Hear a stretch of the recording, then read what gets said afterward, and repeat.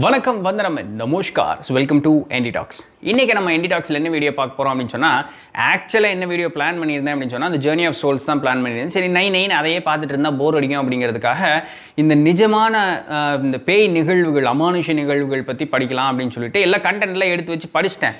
அதை முடிக்கிறதுக்குள்ளே எனக்கே அது கருக்கு இருக்குன்னு பயமானதுனால அதை ட்ராப் பண்ணிவிட்டு இன்றைக்கி என்ன பார்க்கலாம் அப்படின்னு சொல்லி வந்திருக்கோம் அப்படின்னு சொன்னால் ஜிடி நாயுடு கோபாலசாமி துரைசாமி நாயுடு அப்படின்னு சொல்லக்கூடிய நம்மளுடைய தமிழ்நாடு, அதாவது ரொம்ப பர்டிகுலராக சொல்லணும்னா கோயம்புத்தூரை சேர்ந்த இந்த உலக அளவில் பிரபலமான ஒரு மாமேதையை பார்க்க போகிறோம். அதாவது அவருக்கு அவரே பாடம் கற்பிச்சுக்கிட்டு தன்னுடைய சுய முயற்சியால் தன்னுடைய வாழ்க்கையில் உலகளாவிய பிரபலம் அடைந்த ஒரு மாமேதை விஞ்ஞானி அவர் இந்த மாதிரி ஒருத்தர் பார்க்க போகிறோம். கோபாலசாமி துரைசாமி நாயுடு ஷார்ட்டில் ஜிடி நாயுடு அப்படின்னு சொல்லக்கூடியவர் பற்றினா அவருடைய வாழ்க்கை வரலாறு தான் இன்றைக்கி நம்ம பார்க்க போகிறோம். இவர் எந்த அளவுக்கு பாப்புலர் அப்படின்னு சொன்னால் நோபல் பிரைஸ் வின்னரான சர் சிவி ராமன் இருக்கார் பார்த்தீங்களா. 1950 வருஷத்தில் என்ன சொல்லியிருக்காரு அப்படின்னு சொன்னால், என்னுடைய பேனா எழுதுவதை காட்டிலும் வேறு யாராவது ஒருத்தர் சிறந்த முறையில் இந்த ஜிடி நாயுடுவை உயர்வாக பேசக்கூடிய ஒருத்தர் எழுதினா தான் சரியாக இருக்கும். அதாவது அவர் ஒரு நோபல் பிரைஸ் வின்னர் ஃபிசிக்ஸில். அவர் சொல்கிறார், நான் எழுதுவது கூட ரொம்ப குறைவாக தான் இருக்கும், அவ்வளோ ஒரு மகத்தான ஒரு மனிதர் ஜிடி நாயுடு அப்படின்னு சொல்கிறார். அதுவும் இல்லாமல் கோடியில் ஒருத்தர்னு சொன்னாலும் கூட அது அவருக்கு ரொம்ப குறைவாக தான் இருக்கும், அது அவ்வளோ பெரிய ஆள். சார் செவிராமன் சொன்ன வார்த்தைகள் இது எல்லாமே. ஸோ அந்தளவுக்கு ஜிடி நாயுடு அப்படிங்கிறவர் ரொம்ப ஒரு பாப்புலரான ஒரு ஆளாக இருந்திருக்கார். அவரை பற்றி நிறைய சுவாரஸ்யமான தகவல்கள் எல்லாத்தையுமே பார்ப்போம். மார்ச் 23, 1893 வருஷம் கோயம்புத்தூரில் கலங்கல் அப்படின்னு சொல்லக்கூடிய ஊரில் கோபாலசுவாமி அப்படிங்கக்கூடிய பேரில் இவர் பிறக்கிறார். சின்ன வயசுலேருந்தே பார்த்தோம் அப்படின்னு சொன்னால் படிப்பு மேலே மிகுந்த ஒரு ஆர்வம் கிடையாது. ஒரு நாள் என்ன பண்ணாரா, அந்த பள்ளிக்கூடத்துக்கு போக பிடிக்கல அப்படிங்கிறதுனால மண் அள்ளி வாத்தியார் மூஞ்சியில் வீசிட்டு பள்ளிக்கூடத்தை விட்டு ஓடி வந்ததானமா. அதுக்கப்புறம் பள்ளிக்கூடத்துக்கு போனதே இல்லை. அவங்க அப்பா கூட சேர்ந்து கிராமத்தில் விவசாயம் பார்த்துட்டு அவருடைய நாள் அப்படி கழிப்பாராம். காலையிலேருந்து சாயங்காலம் வரைக்கும் விவசாயம் பார்த்துக்கிறது தோட்டத்தில், சாயங்காலம் தமிழ் நூட்கள் எடுத்து படிப்பதான். ஸோ அவருக்கு அவரே ஒரு குருவாக இருந்து செல்ஃப் டாட் பர்சன், அவருக்கு அவரே பாடம் சொல்லி கொடுத்துட்டு அப்படி தான் அவருடைய வாழ்க்கையை முன்னேற்றிருக்கார். அப்படி தான் அவர் இந்த படிப்பை தானாகவே கற்றுக்கிற ஒரு திறமை கொண்ட ஆளாகவும் இருந்திருக்கார். அவருடைய 20 வயசில் பார்க்கும்பொழுது ஒரு ஆங்கிலேய அதிகாரி பைக்கில் போயிருக்கிறத பார்த்துருக்காரு. அப்போ இது அவருக்கு ஒரு சந்தேகம், எப்படி ஒரு காலை பூட்டாமையோ இல்லை குதிரை பூட்டாமையோ ஒரு வண்டி தானாக போக முடியும், இது எப்படின்னு நான் தெரிஞ்சுக்கணுமே அப்படின்ட்டு. காசு வேணும்ல, அதற்காக என்ன பண்ணியிருக்கார், தன்னுடைய விவசாய பூமியில் பாடுபட்டு அந்த காசு மட்டும் பத்தாது அப்படின்னு சொல்லிட்டு தன்னுடைய வாழ்க்கையில் நிறைய வேலைகள் செஞ்சாராம். ஹோட்டல்களில் வெயிட்டராக இருக்கிற முதல் கொண்டு இப்படி 3 வருஷம் கஷ்டப்பட்டு சேர்த்து வச்ச காசான 400 ரூபா. அந்த 400 ரூபாயை கொடுத்து இவர் சொந்தமாக ஒரு பைக் வாங்குறார். அந்த பைக்கை வாங்கி தனித்தனியாக பிரித்து போட்டாராம். எதுக்கு அப்படின்னு சொன்னால், இந்த மெக்கானிசம் எப்படி இருக்குது, இந்த மிஷின் எப்படி ஒர்க் ஆகுது, இது என்ன மாதிரி அசம்பிள் பண்ணியிருக்காங்க அப்படின்னு தெரிஞ்சுக்கிறதுக்காக தனித்தனியாக பிரித்து போட்டு அதெல்லாம் அண்டர்ஸ்டாண்ட் பண்ணணுன்னு திருப்பியும் பழைய மாதிரி அது அசம்பிள் பண்ணிட்டாராம். ஸோ அப்படி அவருக்கு அந்த இன்ஜினியரிங் அண்ட் டெக்னாலஜி மேலே அதிகப்படியான ஈடுபாடும் வந்திருந்திருக்கு. 1915 வருடம் பார்த்தீங்க அப்படின்னு சொன்னால் கோயம்புத்தூரில் ரொம்ப பெரிய கம்பெனி இன்ன நாள் வரைக்கும் ஸ்டேன்ஸ் அப்படின்னு சொல்லக்கூடிய கம்பெனி. ஸோ அது இன்றைக்கி வேறு ஒருத்தங்கள்ட்ட இருக்குது. அன்னைக்கு இருந்தது ஒரு பிரிட்டிஷ் ஆண்டர்பிரனரான ராபர்ட் ஸ்டேன்ஸ் அப்படிங்கிறவர்கிட்ட தான் அவர் நிறுவன கம்பெனி தான் அது. அந்த கம்பெனியில் போய் வேலை செய்கிறாரு கோயம்புத்தூர்லேயே இருந்துட்டு. இவனுடைய இந்த வேலை திறனை பார்த்துட்டு அந்த ராபர்ட் ஸ்டேன்ஸ் என்ன பண்ணுறாரு அப்படின்னு சொன்னால், அவர்கிட்ட இருந்த ஒரு பஸ்ஸு, அந்த பஸ்ஸை 1921 வருஷம் இவருக்கு விலைக்கு விற்கிறார். அந்த பஸ்ஸை எடுத்துகிட்டு இவர் என்ன பண்ணுறாரு, யார், ஜிடி நாயுடு பொள்ளாச்சியிலேருந்து பழனிக்கு அந்த பஸ்ஸை இயக்குறார். ஸோ எல்லாருமே அந்த மாட்டு வண்டியில் போகணும், நடந்து போகணும், இல்லை சைக்கிள் கூட அந்த அளவுக்கு பெருசாக ஒன்றும் இல்லை, மாட்டு வண்டியோ குதிரை வண்டியோ நடந்து போகணுன்னு இருக்கக்கூடிய காலகட்டத்தில் இவர் பஸ்ஸு ஓட்டுனது பயங்கர பாப்புலர், சரியான ஒரு கூட்டமாகி போச்சு. இப்படி 1921 வருஷம் ஒரு பஸ்ஸை தானே இயக்குன ஒருத்தர் 1933 வருஷத்திற்குள்ளாக, வெறும் 12 வருஷத்துக்குள்ள 33 வருஷத்துக்குள்ளாக யுனைடெட் மோட்டார் சர்வீஸ் அப்படிங்கிற சொல்லக்கூடிய ஒரு ப்ரைவேட் பஸ் கம்பெனி ஆரம்பித்து 280 பஸ்ஸை அன்றைக்கே ஓட்டியிருக்காருன்னா பாருங்களேன். 1933 வருஷம். இந்த மாதிரி இருக்கும் பொழுது அவருடைய பேர் புகழ், அவருக்கு வசதி வாய்ப்புகள் அப்படிங்கிறது அதிகமாகும் பொழுது உலகம் முழுசும் அவர் சுற்றக்கூடிய நிறைய வாய்ப்புகள் அவருக்கு கிடைக்கிது. அப்படி பெல்ஜியமில் அவர் இருக்கக்கூடிய ஒரு நாளில் தான் பார்த்தீங்க அப்படின்னு சொன்னால், இந்த பொம்மை கார் இருக்கும்ல, அதில் இருக்கக்கூடிய மோட்டரை எடுத்து இந்த ஆட்டோமேட்டிக் ஷேவிங் மிஷின் பண்ணுறதுக்கு ட்ரை பண்ணியிருக்கார். அதில் வெற்றியும் அடைஞ்சிருக்கார். அந்த கம்பெனி, அந்த மாடலுக்கு பேர் என்ன அப்படின்னு சொன்னால் ரசந்த் அப்படின்னு சொல்லக்கூடிய அந்த பேரை வச்சிருக்கார். அதுக்கு வந்து யூரோப்பில் வந்து பேட்டன்ட்டும் வாங்கியிருக்கார். நிறைய அதுக்குண்டான அந்த பார்ட்ஸ் எல்லாம் இம்போர்ட் பண்ணி தயாரிச்சிருக்காருன்னா பாருங்களேன். அதாவது மோட்டரெல்லாம் ஜெர்மனியில் இருந்தான், அந்த மேலே போட்டிருக்காங்களே கேசிங் மூடி இருக்கக்கூடிய அந்த இது மாதிரி பாடி, அது எல்லாமே வந்து சுவிட்சர்லாண்ட்லேருந்து வருமா, அந்த ஸ்டீல் எல்லாமே வந்து ஸ்வீடன்லேருந்து வருமா. இந்த ரசந்த் அப்படின்னு சொல்லக்கூடிய அந்த ரேசர்ஸ் வந்து லண்டனில் மட்டும் வெறும் ஒரே மாதத்தில் 1930களிலேயே 7500 மிஷின் விற்றுருக்கு. இது வந்து அமெரிக்கா வரைக்கும் பயங்கர பாப்புலர் ஆயிடுச்சு. 1940களில் இந்த ஜிடி நாயுடு பற்றியும் அவருடைய அந்த ரசந்த் ரேசர் பற்றியும் அமெரிக்கானுடைய மேகசின்ஸ்லாம் பயங்கரமாக பப்ளிஷ் பண்ணி பயங்கர பிரபலமாக பேசக்கூடிய அளவுக்கு இது வந்து ரொம்ப பாப்புலரான ஒரு இதாகிடுச்சு.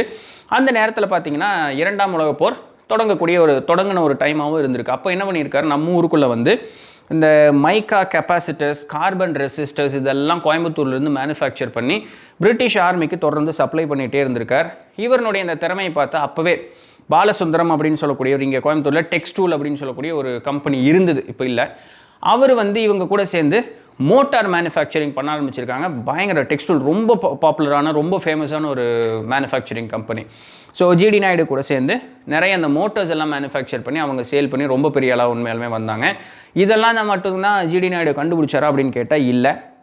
அப்போவே ஓட்டு போடுறத ரெக்கார்டிங் மிஷின்ஸ், இன்றைக்கி என்னமோ ஆட்டோமேட்டட் மிஷின்ஸ்ன்னு வாய் பேசுகிறோம் இல்லையா, அன்றைக்கே வந்து ஓட் ரெக்கார்டிங் மிஷின்ஸ் கண்டுபிடிச்சிருக்கார், ஆரஞ்சு ஜூஸ் எக்ஸ்ட்ராக்டர் கண்டுபிடிச்சிருக்கார், காயின் ஆப்ரேட்டர் ஃபோனோகிராஃப்ஸ், அதாவது இந்த கிராமஃபோன்னு சொல்லுவாங்களே, எப்படி தகுடு சுற்றிட்டே இருக்கும் புரியபான்னு ஒரு இது இருக்குல்ல ஸ்பீக்கராட்ட, காயின் போட்டால் அதுக்கு வேணுங்கிற பாட்டு பாடு கொஞ்சம் நேரத்துக்கு. ஸோ அந்த மாதிரி அதுக்கு பேர் ஃபோனோகிராஃப் அப்படின்னு சொல்லுவாங்க. அடுத்தது எலக்ட்ரானிக் கால்குலேட்டர்ஸ் கண்டுபிடிச்சிருக்கார்.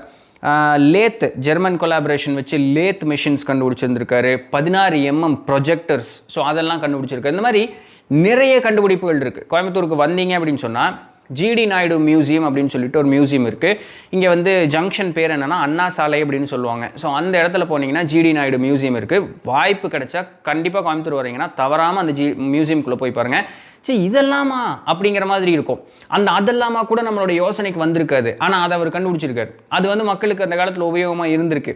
இப்படி வந்து தன்னுடைய வாழ்க்கையை வந்து வளர்த்திக்கிட்டே வந்தவர் ஏழை மக்களுக்கு ஒரே நாளில் ரொம்ப எளிமையான முறையில் வீடு கட்டுவதற்குண்டான அந்த டெக்னாலஜி, அதுக்குண்டான பொருட்கள் எல்லாத்தையுமே அன்னைக்கே கண்டுபிடிச்சிருக்காருன்னா பாருங்களேன். இன்றைக்கி வெள்ளைக்காரங்க வந்து நாங்கள் ஒரே நாளில் கட்டுறோம், 7 மணி நேரத்தில் கட்டுறோம் அப்படின்லாம் சொல்கிறாங்கல்ல, ஜிடி நாயுடு அன்னைக்கே அதை கண்டுபிடிச்சிருந்திருக்கார். அன்ஃபார்ச்சுனேட் சிச்சுவேஷன் என்ன அப்படின்னு சொன்னால், இவருடைய எல்லா கண்டுபிடிப்புகளுமே வெளிநாடுகளில் அதிகமாக மவுஸ் இருந்திருக்கு, உள்ளூரில் ஒரு பயம் மதிச்சது கிடையாது. இது மட்டும் இல்லாமல் ஆங்கிலேயர்கள் அன்னைக்கு இவர் மேலே பயங்கரமாக ப்ரெஷர் போட்டுருந்துருக்காங்க. ஏன் காரணம்னா, ஒரு இந்தியாக்காரன், அதுவும் தனக்கு அடிமையே இருக்கக்கூடிய ஒரு ஆள் வந்து இந்த மாதிரி கண்டுபிடிப்புகளை கண்டுபிடிச்சி மேலே வரக்கூடாது அப்படிங்கிறதுக்காக இதுக்கு கவர்மெண்ட்டும் பெருசாக, அப்போ கவர்மெண்ட்லேயே வெள்ளக்காரன் தானே, அப்போ இந்த மாதிரி பண்ணும்பொழுது நான் கேள்விப்பட்ட ஒரு விஷயம், அதாவது செவி வழி செய்தி அப்படின்ட்டு, இவர்கிட்ட இருக்கக்கூடிய சொத்தெல்லாம் அபகரிக்கிறதுக்காக ஆங்கிலேயர்கள் என்ன பண்ணாங்களா, இவர் மேலே நிறைய குற்றச்சாட்டுகள் எல்லாம் சொல்லி இவன் அதை பண்ணா இதை பண்ணான்னு சொல்லிட்டு அவன் சொத்தை வந்து பறிமுதல் பண்ணி இவனை தெருவில் நிறுத்திடுவான், மேலே வரவே முடியாத மாதிரி அப்படின்ட்டு. அவர் என்ன பண்ணாராம், உடனே எல்லா சொத்துக்களையும் தங்கிட்ட இருக்கக்கூடிய ₹1 கூட இல்லாமல் எல்லா சொத்துக்களையும் தன்னுடைய மனைவி பேரில் எழுதி வச்சுட்டு மனைவியை டைவர்ஸ் பண்ணிட்டாராம். அவங்க ஒட்டுக்காக தான் வாழ்ந்துட்டு இருந்தாங்க, ஒரு குழந்தை குட்டியோட அவங்களாம் ஒட்டுக்காக தான் வாழ்ந்துட்டு இருந்தாங்க. திருமணம்ங்கிறது என்ன, மனமும் சேர்றது தான் திருமணம். ஆனால் சட்டத்தை பொறுத்த வரைக்கும் என்ன, சட்டம் வந்து பேப்பரில் எழுதுனா அது வந்து உண்மைன்னு சட்டம் பேசிடும், முட்டாள்தனமான ஒரு விஷயம். ஸோ அந்த சட்டத்தின்படி அந்த பெண் வந்து விவாகரத்து வாங்கின பெண், ஜிடி நாயுடு கிட்ட சொத்தை அபகரிக்கணும்னு தான் போக முடியுமே தவிர அந்த பெண்ணுக்கு அந்த சொத்துக்கும் சம்மந்தம் இல்லையா. ஸோ அதனால் ஜிடி நாயுடு ஒரு பாப்பர் அப்படின்னு சொல்லி காட்டும் பொழுது ஆங்கிலேயர்கள்னால ஒன்றுமே பண்ண முடியலையா. ஜிடி நாயுடு என்ன பண்ணினாரோ அவருடைய வேலையை அவர் செஞ்சுக்கிட்டே இருந்திருக்கார், பாப்புலர் ஆகிட்டே தான் இருந்திருக்கார். எந்த வெள்ளைக்காரங்கனாலும் எதுவுமே பண்ண முடியல. வெள்ளைக்காரன் தான் இருக்கும்போது தொந்தரவு பண்ணானா அப்படின்னு பார்க்கும்பொழுது 1945 வருஷம் ஒரு சில இன்கம் டேக்ஸ் ப்ராப்ளம்ஸ் அது இதெல்லாம் வரும்போது அந்த குடைச்சல் தொடர்ந்து இருந்துக்கிட்டே தான் இருந்திருக்கு. சுதந்திரம் கிடைச்சதுக்கு அப்புறமும் கூட இந்தியன் கவர்மெண்ட்டு கூட ஜிடி நாயுடுக்கு சப்போர்ட்டிவாக இருந்து ஒரு ஹெல்ப்புக்கு வந்ததே இல்லையா. இத்தனைக்கும் அவர் நாள் நம்மளுக்கு தான் நிறைய லாபமும் பேர் புகழ் கிடச்சிதுன்னு பாருங்களேன். நம்மளால் நன்றி கேட்ட ஆளு அன்னையிலேருந்தே அப்படி தான் இருந்திருக்கிறானே.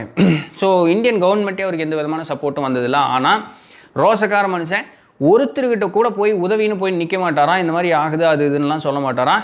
என்ன பிரச்சனை வந்தாலும் நான் பார்த்துக்கிறேன், சோலவா நான் நின்று பார்த்துக்கிறேன் அப்படின்னு சொல்லக்கூடிய ஒரு தன்னம்பிக்கையும் வைராக்கியமும் கொண்ட ஒரு ஆளாக இருந்திருக்கார். அதனாலேயே அவர் இருக்கும் காலம் வரைக்கும் எந்த ப்ரொடக்ஷனாக இருந்தாலும் மாஸ் ப்ரொடக்ஷன் தான். சும்மா ஏதோ ஒரு 10 விற்றுட்டு 10 மேனுஃபேக்சர் பண்ணிட்டு விற்றுதா அப்படி இப்படின்னு பார்க்கக்கூடிய ஆள் இல்லை. மாஸ் ப்ரொடக்ஷன், சும்மா ஒரு ராஜா மாதிரி வாழ்க்கையை வாழ்ந்துட்டு போயிருக்கார். இப்படி வாழ்ந்த ஜிடி நாயுடு வந்து ஜனவரி 4ஆம் தேதி 1974 வருஷம் தன்னுடைய 80வது வயசில் காலமெய்துறார். தன்னுடைய வாழ்நாளில் ஏகப்பட்ட பெரிய பெரிய மனிதர்கள் வந்து அவருக்கு நட்புறவாக இருந்திருக்காங்க. சர் சிவி ராமன், பழைய பிரசிடெண்ட் விவி கிரி அப்படிங்கிறவர், ஈவேரா பெரியசாமி ராமசாமி அவர், நம்ம ஸ்டேட் இருக்கு இல்லையா தமிழ்நாடு, அதில் இருக்கக்கூடிய 7 சீஃப் மினிஸ்டர்ஸ் வரைக்கும். ஸோ ஏகப்பட்ட பேர் அவருக்கு வந்து நட்பாக இருந்திருக்காங்க. அதுதான் தனக்கு பிடிச்சிருந்தது அப்படிங்கிறதுக்கு ஏற்ற மாதிரி தன்னுடைய வாழ்க்கையை மாற்றிட்டு அது மூலமாக ஒரு பிரபலம் அடைஞ்சவர். இந்த ஸ்கூலுக்கு போகணும், காலேஜ் போகணும், இந்த வேலைக்கு போகணும், இப்படி தான் இருக்கணும், அந்த ஸ்ட்ரக்சருக்குள்ளேயே அவர் இல்லை. அந்த ஸ்ட்ரக்சர் எல்லாத்தையுமே உடச்சிட்டு தனக்கு என்ன பிடிச்சதோ அந்த வேலையை மட்டும் செஞ்சார். ஸோ தனக்கு பிடிச்ச வேலையில் செஞ்சு தன்னுடைய வாழ்க்கையில் முன்னேறிட்டே வந்துட்டார். அந்த ஒரு வேலையினால தான் இந்த நொடிப்பொழுதுலையும் நம்ம அவரை பற்றி பேசிகிட்டு இருக்கோம். 1974 இறந்தவர், 2023 பேசிகிட்டு இருக்கோம், ஜனவரி தாண்டியாச்சு. அப்போது அந்த தனக்கு பிடிச்ச மாதிரி வாழ்க்கையை வாழ்வது மட்டும் அல்லாமல் அதில் சாதனையும் செஞ்சு தன்னுடைய பொருட்களை பயன்படுத்தக்கூடிய மக்களுக்கு உதவிகரமாகவும் இருக்கக்கூடிய அளவுக்கு, எளிமையான ஆட்கள் கூட அதை வாங்கி பயன்படுத்தக்கூடிய அளவுக்கு உண்டான பொருட்களையும் மக்களுக்கு உண்டான தேவைக்குண்டான பொருட்களை எல்லாமே தயாரித்த ஒரு உன்னதமான ஒரு சயின்டிஸ்ட். ஸோ டிகிரி வாங்கினா தான் சயின்டிஸ்ட்டாக இருக்கணும்னு அவசியம் இல்லை. ஏன்னா படிப்புக்கும் அறிவுக்கும் எந்த விதமான சம்மந்தமுமே கிடையாது. ஸோ அதை வந்து நிரூபித்து காட்டியவர் நம்ம கோயம்புத்தூரை சேர்ந்த, இது ஒரு பெருமையான விஷயம் தானே, நான் கோயம்புத்தூர்காரனாங்கிறதுனால. ஸோ நம்ம கோயம்புத்தூரை சேர்ந்த ஜிடி நாயுடு அப்படிங்கக்கூடியவர்.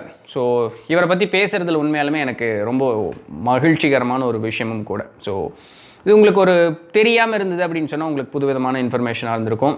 இது நான் ஏதாவது சொல்ல தவறி உங்களுக்கு அதிகமான செய்திகள் ஏதாவது தெரிஞ்சிருந்தது அப்படின்னு சொன்னால் கீழே கமெண்ட் பண்ணுங்கள், எல்லாருமே வந்து தெரிந்து கொள்ளலாம். ரைட்? ஸோ உங்களுக்கு பிடிச்சிருந்திருக்கும், இன்ஃபர்மேட்டிவாக இருந்திருக்கும் நம்புகிறேன். நாளைக்கு ஏதாவது ஒரு சுவாரஸ்யமான செய்தியில் சந்திப்போம். அது வரையும் தொடர்ந்து இணைந்திருங்கள். நான் உங்கள் நித்திலன் தண்டபாணி. பாய்.